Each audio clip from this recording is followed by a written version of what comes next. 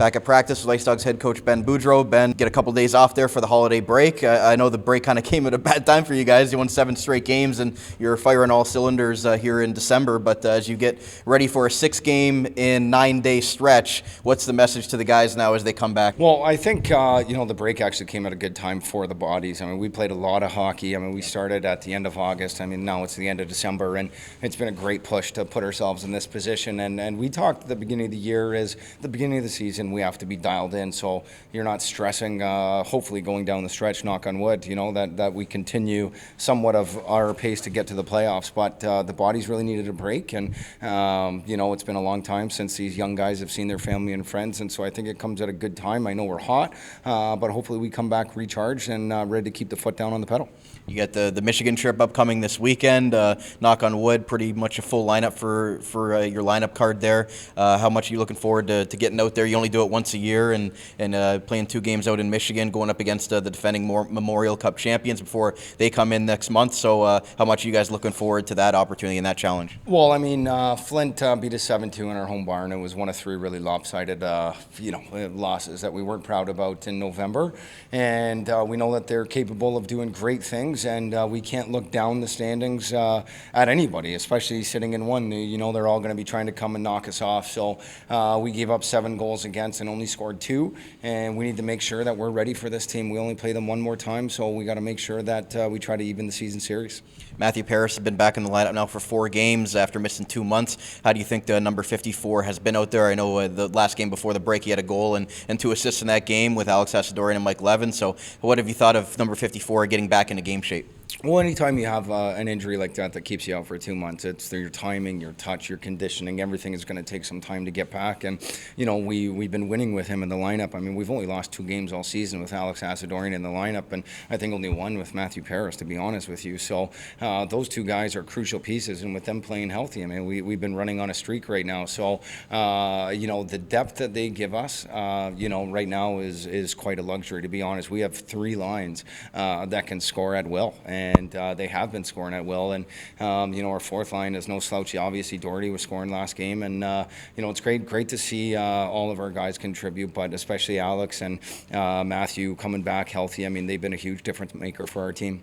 And you talked about you kind of having billboard material, and nobody gave you guys any expectations going into the season. Ethan Zada was ranked as a 7th-round pick, and really, he was flying under the radar a little bit, and now he's really rocketing up the standings there. Watching the World Juniors, you're going to hopefully have some players there in the next couple of years. How motivated do you think this group is right now, even though they're top of the standings, to really prove in the second half that them as individuals and as a team are the forces to be reckoned with going forward? Yeah, I think it's just a start, but everybody is about consistency, and it's great to be in this position, but we still have more than half a season left. So it's not the finish line. I mean, we've got a lot of hockey, a lot of different challenges to face, and I think the biggest thing these kids are going to be asked is that can they be consistent in what they do, or are they a sometimes type player? And Ethan Zada has been, as consistent as they can be. I mean, who doesn't want a 6'2" centerman who's winning well over 50% of his faceoffs? He's over a point a game. I mean, he fought 3 times last year, led her team in fights as a 16-year-old. I mean, the kid is an unbelievable leader off the ice. He's a great human to interact with.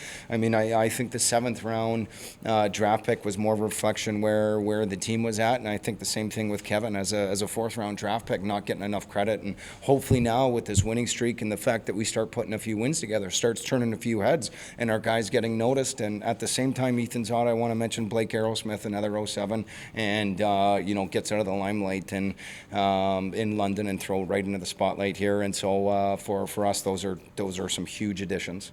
And just how nice has it been to kind of have those right shots back? We talked early in the year when Paris was out. Doherty was your only right shot, and now that you've got Paris and Aerosmith up there as well, just how much easier is that for you, being able to go about power play setups and go about the lineup card in general to make sure that everybody's in the spots that you think is going to make them most successful? I mean, yeah, the right shot obviously helps us. I mean, Paris coming back and Doherty even being in there, and it's a luxury to have. We haven't had a right shot forward consistently.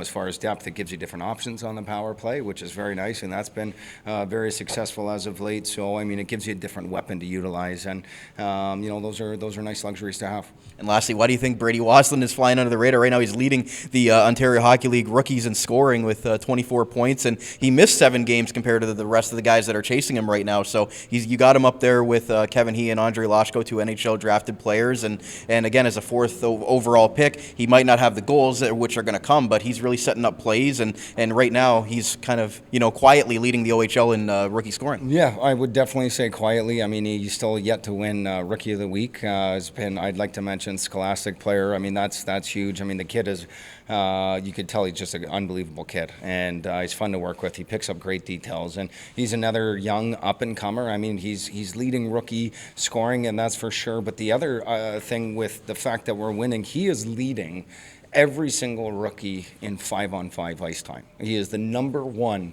ice time contributor on the IceDogs for the 16-year-old, and he's leading all the rookies, and we're winning. And offensively, he's putting up points. So I mean, the fact that we play him most in the league in a 5-on-5 position, I think speaks volume. Especially the fact that he's got the trust of the coach to be in those positions, and he's done that all on his own. So hats off to him to earn that trust in those positions. Thanks, Coach. Best of luck in Michigan, and we'll see you back here on New Year's Eve against Peterborough. Thank you.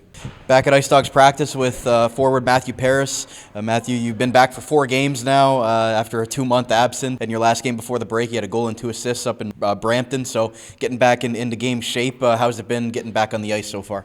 Yeah, it's been good. It's definitely tough coming back from the 2-month injury. It's just to get the conditioning back and get the legs under me. But having a couple of games played before the break definitely helps. And that game in Brampton, I felt like I was back. Getting that first one of the year really felt good. So yeah, it looked like you looked up to the sky, and it was almost like a relief that you finally got that one off the board, because before you got injured, you hadn't scored yet this year. So just how much was that a relief for you, and hopefully going to take the momentum here as you go forward after the break? Yeah, it definitely feels good to get the first one off the back. Definitely some weight off the shoulders for sure, and yeah, it was.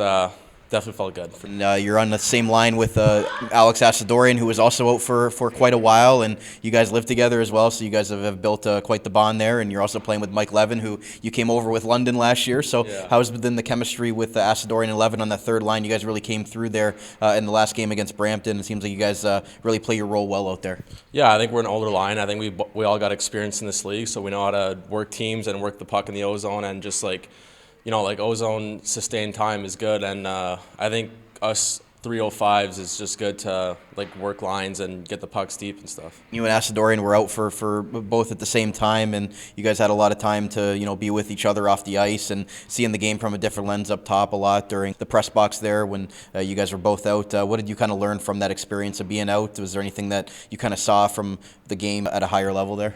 Yeah, I think just watching every detail and stuff that Benny applies to the game, and watching from up top and how those details work. I think we learned a lot, me and him, just watching the game and just watching the details and stuff of how guys play and how the plays work. And yeah, just obviously watching hockey improves your hockey IQ. So I think that part of watching was good.